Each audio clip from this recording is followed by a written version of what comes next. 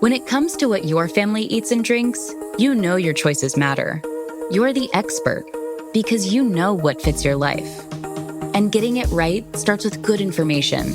That's why America's beverage companies are sharing more information about our ingredients at goodtoknowfacts.org. No spin, no judgments, just the facts straight from the experts for more than 140 beverage ingredients. Visit goodtoknowfacts.org.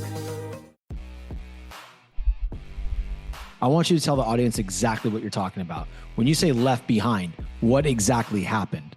And they were set to go get my guy. They were going to go out into Kabul, risk it all, pick my guy up and come in. And then the Abbey Gate exploded. And SIVs were the least of everybody's worries, right? And now it's like, in my mind too, it's like, what about the American citizens that are there?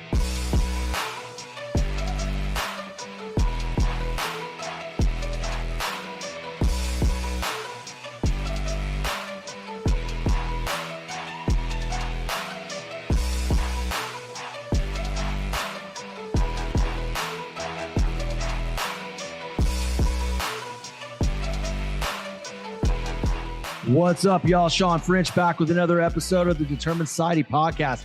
Today, I am jacked up. It's one of the first.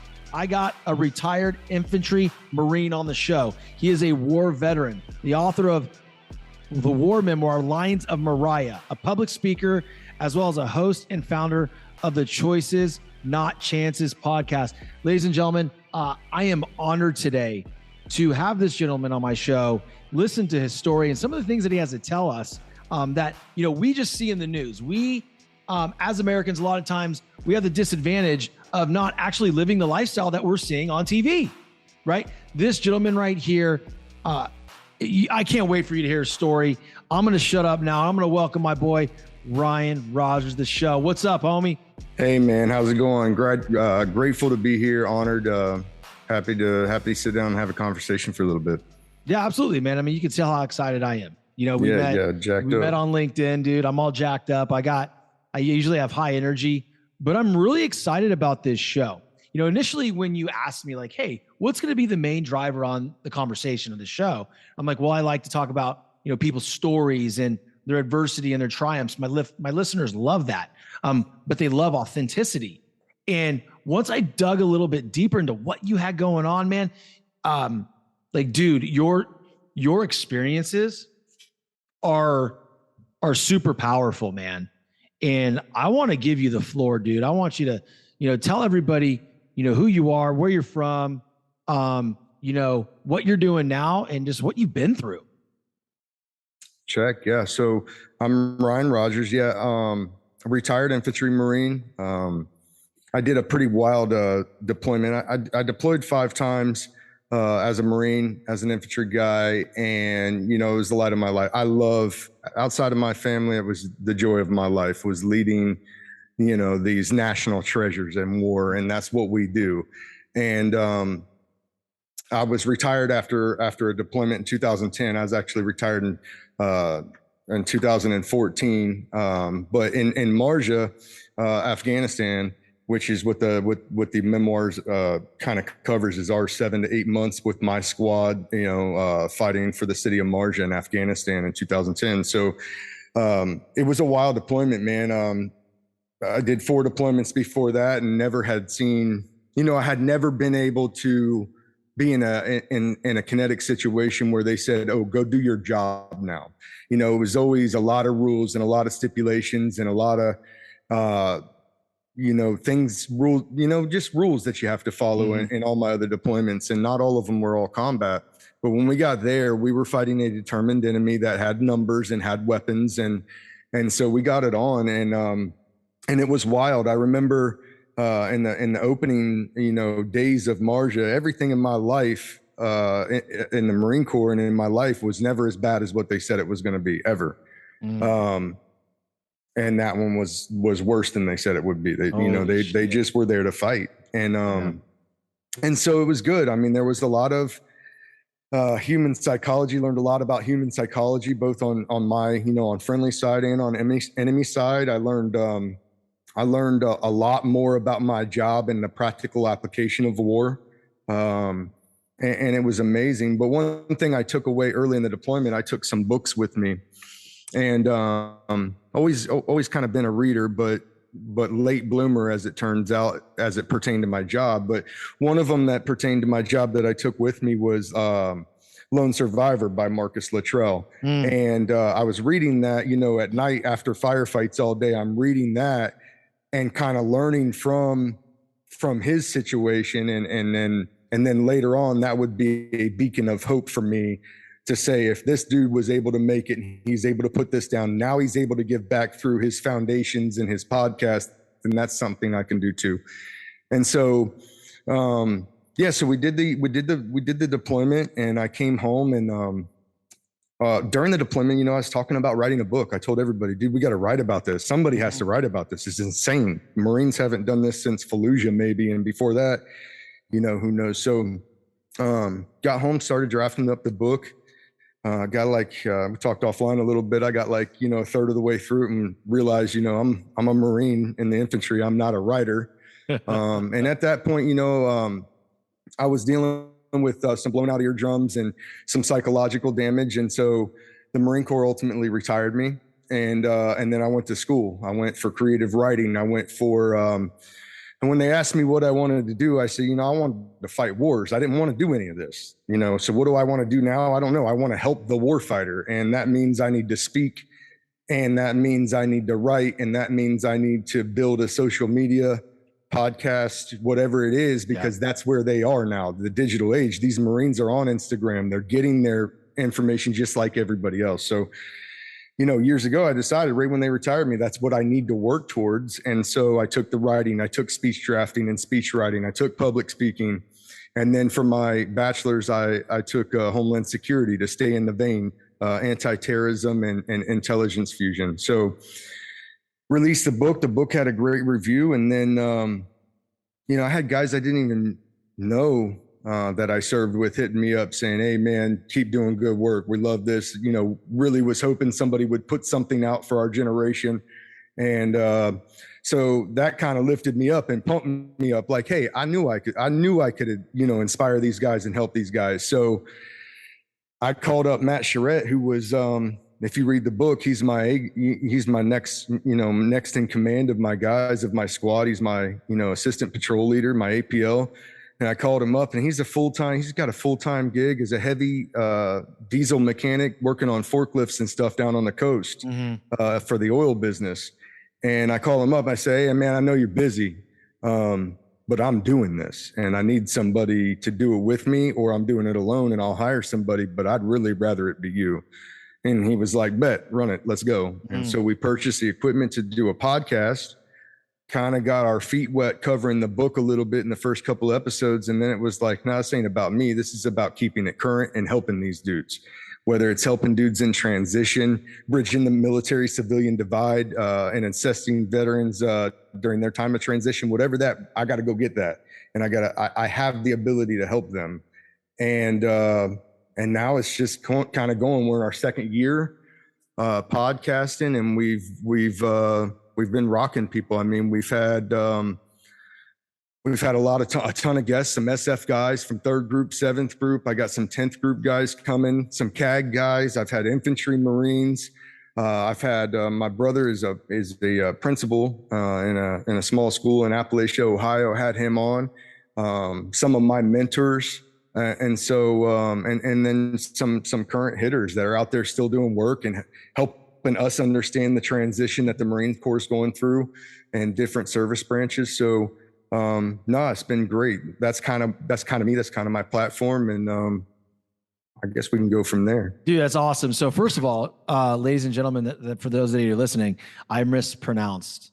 It's Marja. I am sorry. All good. I'm a jackass. And I will admit when I'm wrong, or I will, be accountable to myself always. So Marja, my apologies. Second of all, you mentioned something in the very beginning, right after I introduced you. You talked about, you were honored to be here. I appreciate that, but I'm honored to have you. I appreciate that. First of all, again, I want to thank you for your service. I want to thank you for doing the shit that nobody else wants to do. There's a lot of people in America that are too lazy to get up in the morning and work out, much less go in firefights all fucking day and get back and work on their self-development, and then set a mission and a promise to themselves when they got back to the homeland to write a book, to do a podcast, to be an influencer of substance, and to speak on the behalf of these people. Man, I got to tell you, I saw a video on LinkedIn, and I'm gonna preface this for the listeners. Everybody remembers when we pulled out. We pulled out our troops. We pulled out our embassy. We absolutely left. And all these people, right? And when there's this big outrage, I don't know if you guys remember this, but guys, think back to, was it last fall? Whenever the country was in an uproar because we pulled out of the Middle East. And there was people left there, right? Now, a lot of these people helped the United States soldiers translate. Our allies were there, and we left them fucking behind. And you're about to hear a real story of this. One of Ryan's, translators who turned into a friend. Talk to us about Cameron, man. Yeah. So in 2010, the deployment that I was referencing, the deployment that the memoir Lions of Mars is written about, Cameron was 18 or 19 years old, young man from the Pashanir Valley who wanted to bring peace, stability, and democracy to his country. And he knew that if he went and tried out and got the schooling, he said from a very, very early on that he wanted to do that for his people, for his country, and for his family. And so in 2010, he comes out and he does the necessary schooling, and he gets attached to 3rd Battalion, 6th Marines, Kilo Company. And inside a Kilo Company, he floated between, a couple platoons, but he was mainly with my platoon. And he was a warrior, dude. These guys come out, they're not allowed to have a weapon. And they roll with us into the breach. And he did that many nights. And one night in particular that I'll talk about was a bad night, a bad situation. Ended up good, but Cam's with me, and he's rolling with our teams. And we go on just a basic patrol, and we're on our way back from patrol, and we get a fragmentation order, a frago. And a frago is simply like, hey, something came up. This is a short and condensed order of what I need you to do. And basically it was that they had some fighters hard pointing a rather large building with several weapons and guys, and it was just outside of like our firm base, maybe a click or two outside of our firm base, and so that's too close for comfort.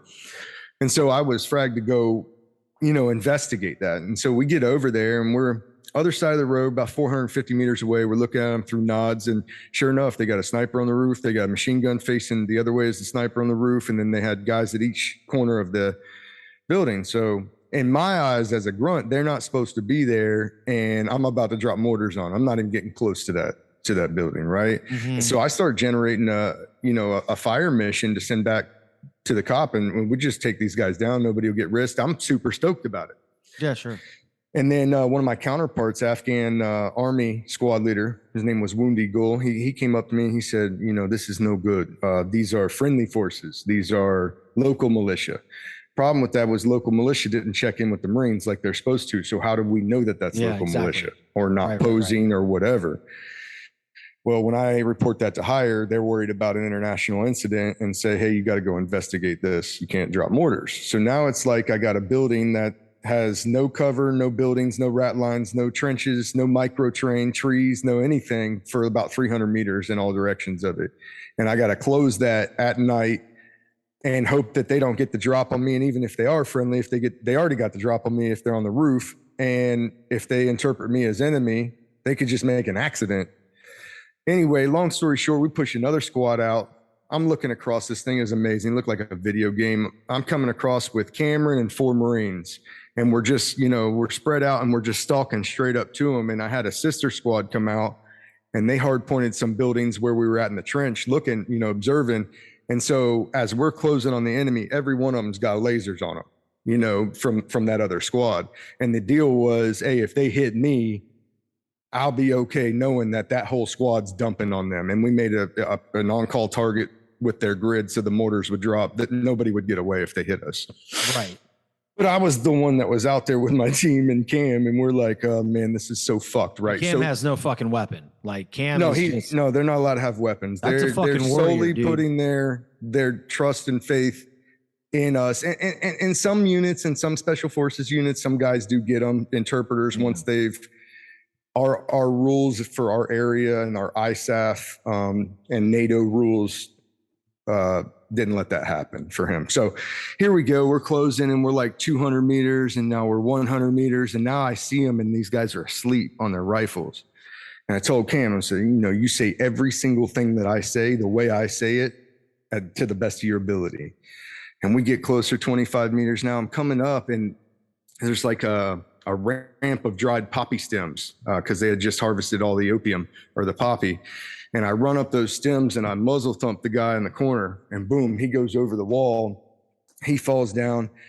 And now Cam's saying everything I'm saying. Hands, we're going in. I don't know if we flashbanged them because there ended up being 23 guys in there, some 40 weapons, mortars, RPGs, and they actually were friendly forces. They ended up being made a boo-boo and didn't call in. And so, but Cam that night with 4 of us going into a certain food bar situation, right there with us. Let's do it. Wow, I got you. Man. And so that attachment grows and anybody that's been to combat, it doesn't matter the nationality, the color of the skin, the political mindset of an individual. Mm-hmm. When you are going into combat together, you grow an intimate relationship with people. You're fucking right.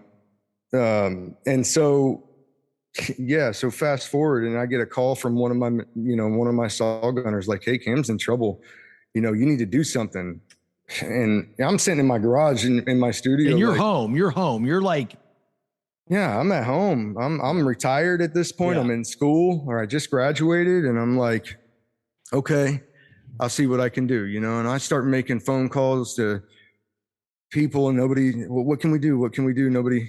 And so I went to the media. I wrote an op-ed and got picked up by Fox News. And it was a small little op-ed, but it worked because people started calling me from the State Department. NGOs started reaching out through social media, trying to find me through their Marine connections.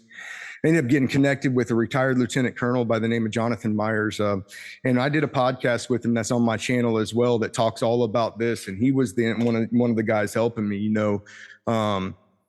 setting teams up through organizations like Pineapple Express, and they were set to go get my guy. They were going to go out into Kabul, risk it all, pick my guy up and come in.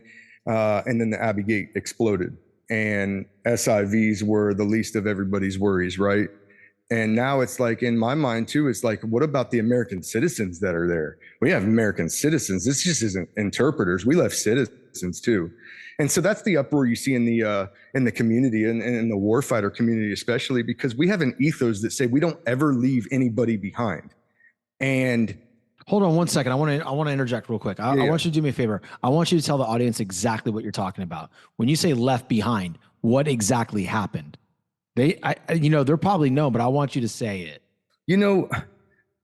I think everybody has maybe an idea of what happened, but there's very conflicting reports on what happened. It seems like a big blame game to me. Marine Corps wants to blame State Department. State Department wants to blame the White House. The White House wants to blame the State Department. State Department wants to blame the Marine Corps. It's just this big finger pointing game and nobody wants to hold accountability for it. But essentially what happened is, and this is only knowing what I know. Of course, there's probably sensitive and secret information that may sway the opinion, but a lot of people forget about that. And they're like, oh, fuck the government. They don't know what they're doing. But if they had intelligence that suggested if we didn't sooner, it'd be even worse, then you may sway your opinion on what we did. And I'm not saying they did. They probably didn't.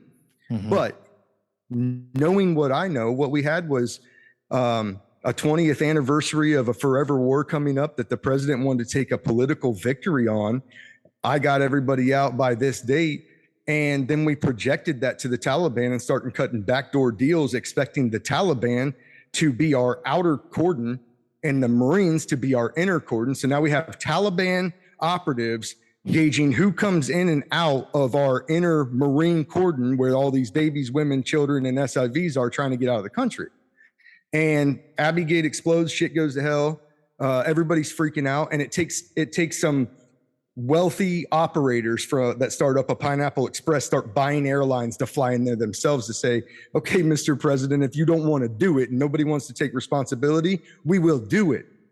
And that's what happened. And the United States left, and everybody remembers in the last couple birds going out, these people were so desperate because they knew what the Taliban was going to do to that area that they're holding on to the side of a Hercules and then letting go because, well, you're not going to make it. And we remember seeing it in the reports, and that's what happened. It's truly a humanitarian crisis. But what happened was, as soon as we were gone, and Pineapple Express got their last couple people out, and then the Ukraine happens. Oh, everybody forgets that this has been a year that these people have been going through this, and some of them are American citizens, and some of them are people that helped us for 20 years try to make things better. And so, when we leave people behind, on the battlefield, you don't leave people behind. You risk it all. You make sure everybody comes back because that's what you vow to each other. And in this situation, again, there may be things that are classified that we don't know about. And I do know that they tried to urge American citizens to get to Kabul and get out for weeks. But when you're in that country's not just like here where you can jump on the interstate and be there in a couple of hours, especially when it's folding to the Taliban across the country. So the good news to report, like you said in the video that you've seen, is that after a year of being in touch with Cam and him hiding in everywhere from cars to basements to attics, and reporting to me and staying in touch with me all the way along the way. He's out now. He's safe with his family. And I'm going to have him on the show to talk about, things I don't know about, the atrocities that he witnessed over the last year, and try to bring a point, at least a humanitarian point on it. If people want something humanitarian or against women's rights to go fight against, let's do these are real humanitarian crises. And I'm not saying we don't have our own issues. And I want rights for women just as bad as everybody else. But these women are absolutely being oppressed again because we're not there. I don't know what the answer to that is, because I disagree with Forever Wars too, Sean. I don't think we need to bleed America's sons and daughters of liberty dry so that every place can have a chance to be like us. But to breathe some hope, to ignite a spark in a generation, I think that's important. Yeah, man. I'm the last person that's qualified to even comment on that. I'm blown away by the story, right? Because I think at some point, I'd like to say everybody in America, right? I mean, I'm sure there's people in America that said, all right, cool, get out of there. It's not our deal anymore. And they didn't even think about, well, there's not just American citizens there, but there's actual citizens and interpreters from other countries that are there to help our soldiers that are stuck there, right? And that are hiding for their lives every single day, like literally, truly, and it's not an exaggeration. No. Like literally, if the Taliban rolls a sensor on their asses and they find out they're cooperatives, they're dead. Yeah, or if you have a certain bloodline. Shit, man. And I'm going to get more into that with my podcast with Cam. I'm excited to listen to that, dude. I can't wait for that, to be honest with you. I'm like, I'll share the shit out of that show, dude. Like, I can't wait I appreciate to hear about it. Yeah. It needs to be brought up. I mean, and, on the show, I also had something that came out of the fall was, there was a Marine that made some YouTube videos about it. He's had a little following on LinkedIn. His name's, Stuart Scheller. And, Stuart Scheller? Yeah, Stuart Scheller. He made some videos right after the withdrawal went bad, and about the Marine Corps and about the generals needing to take accountability and how this is unacceptable. And if we don't hold them accountable or hold ourselves as an institution accountable, we will never stop and break this trend. And they relieved him within 24 hours of his command, tried to put him in a mental hospital, put him in the brig. Ended up kicking him out. 17-year lieutenant colonel took his retirement in a mental hospital for being they wanted to get him checked out because for the most sane comment he's probably ever made in his fucking life. Maybe. Wow. And so he went at him with 2 or 3 more videos, and now he's very political and helping the GOP and endorsing candidates up and down the East Coast and some out in the West Coast and bringing light to some of these very same issues.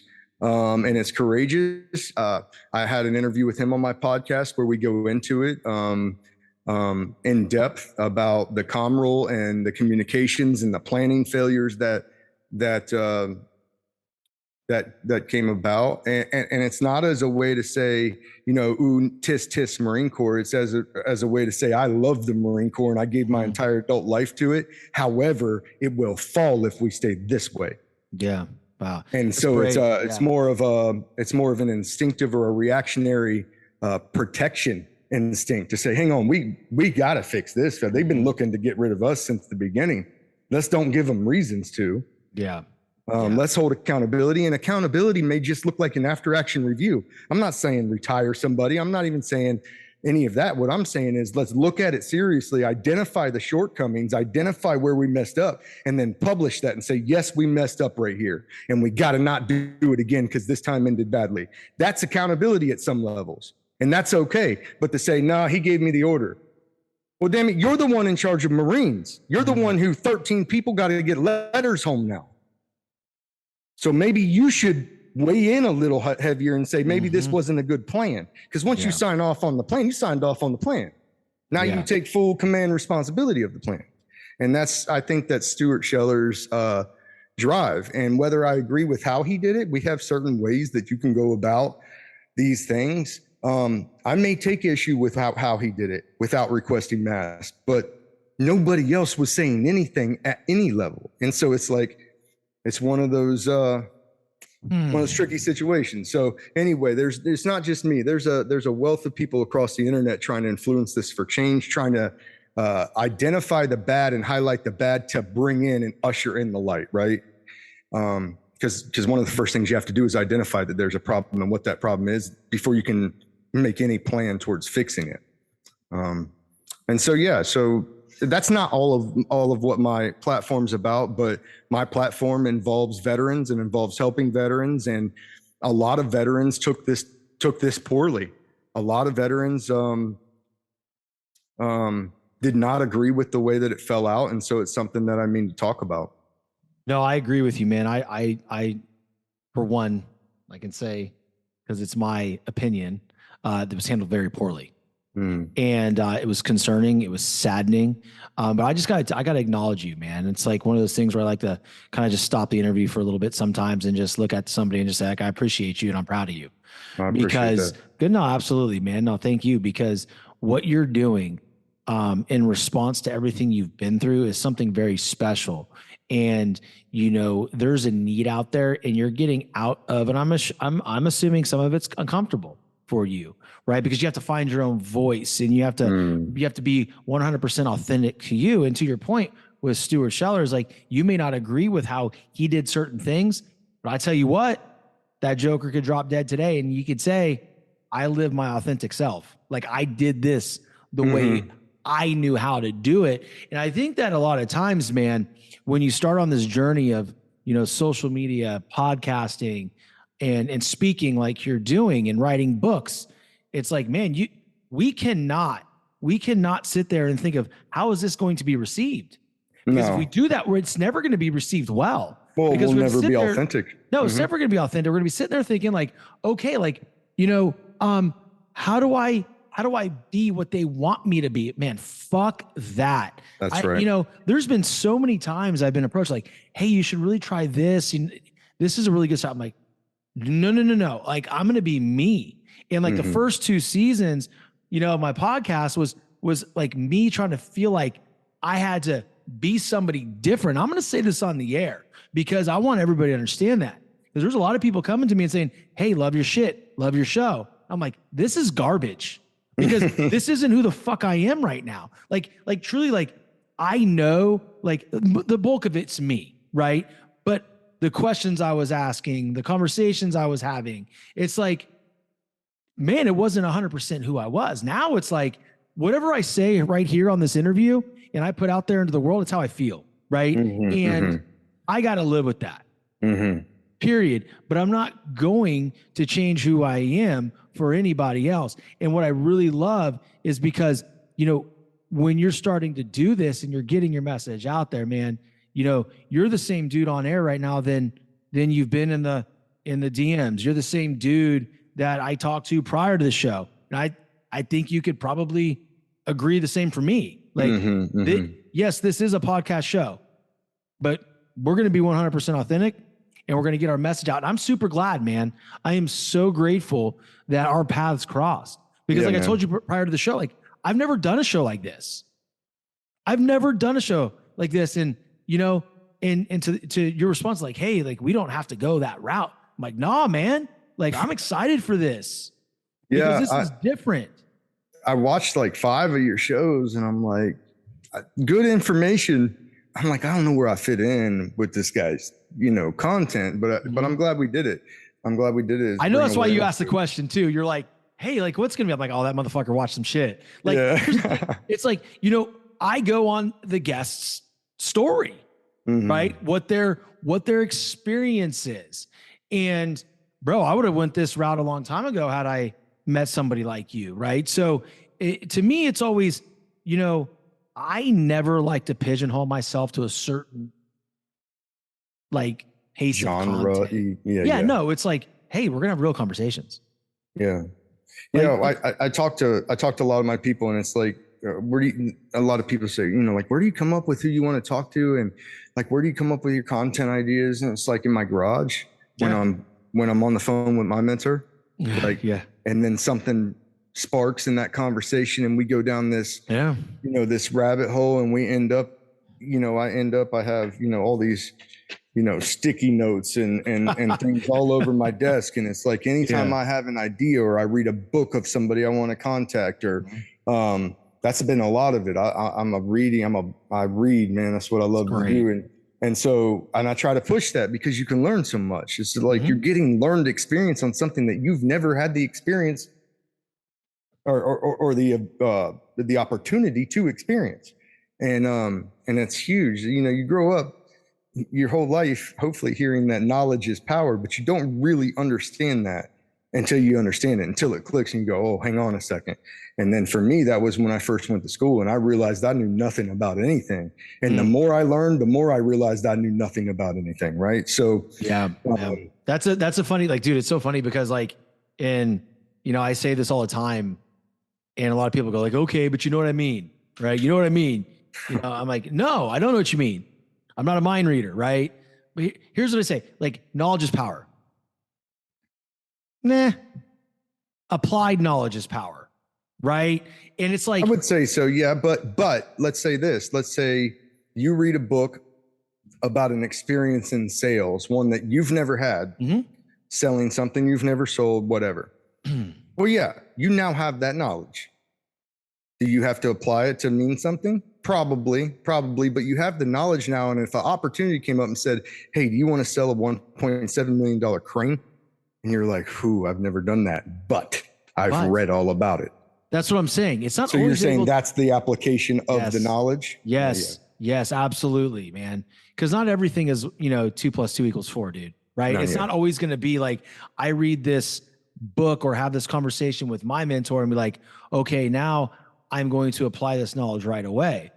I do believe knowledge is power, but I also believe applied knowledge is even more powerful, right? Oh yeah. Because I mean, it solidifies, you know, you're taking action on this knowledge, right? And the reason why I say that is because there's a lot of things that go on. Like people can read book after book after book after book, never do anything. But that's what I'm saying. Applied knowledge is power. They sit there and they don't ever do anything with it. It's just like, well, I'm well read. I'm like, okay, but what are you doing with it?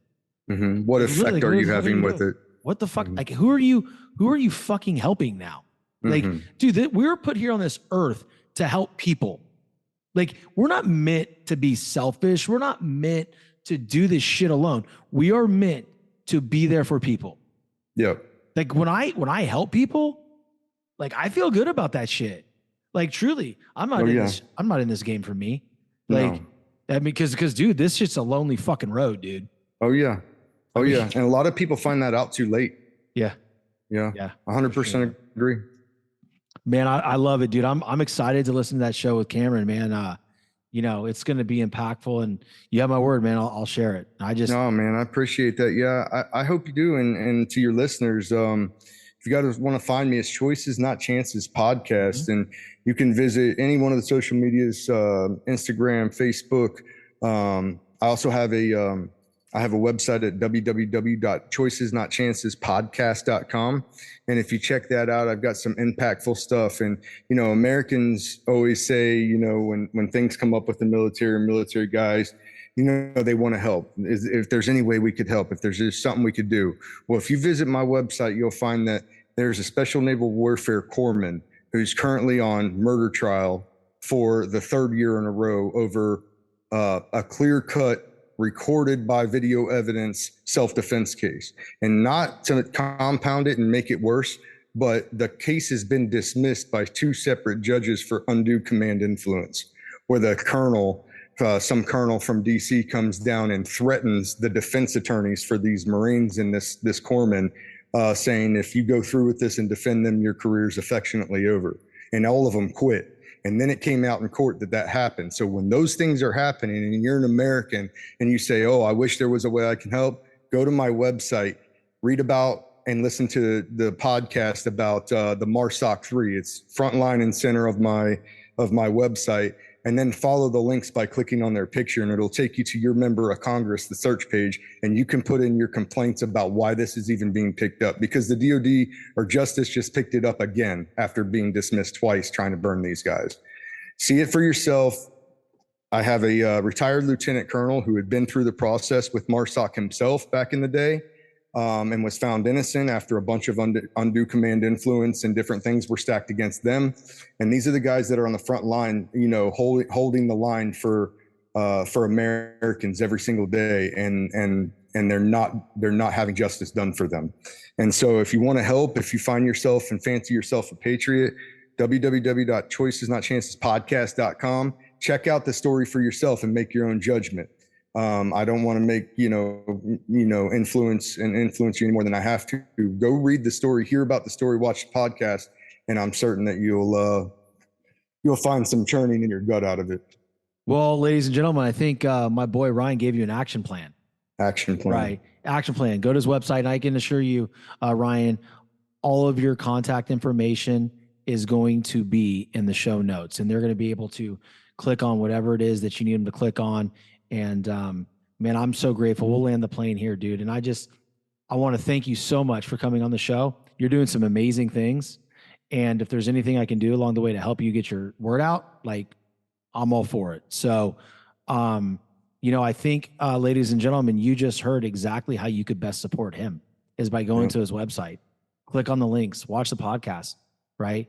Follow the links to see who to make your complaints to. Make your own, form your own opinion. Absolutely. And man, I just got to tell you, dude, thanks again. And ladies and gentlemen, if you got anything out of the show, I'm going to ask you to share it. Share it on your social platforms. Tag us both, please. I'll share it back to my social. I'm sure Ryan will too.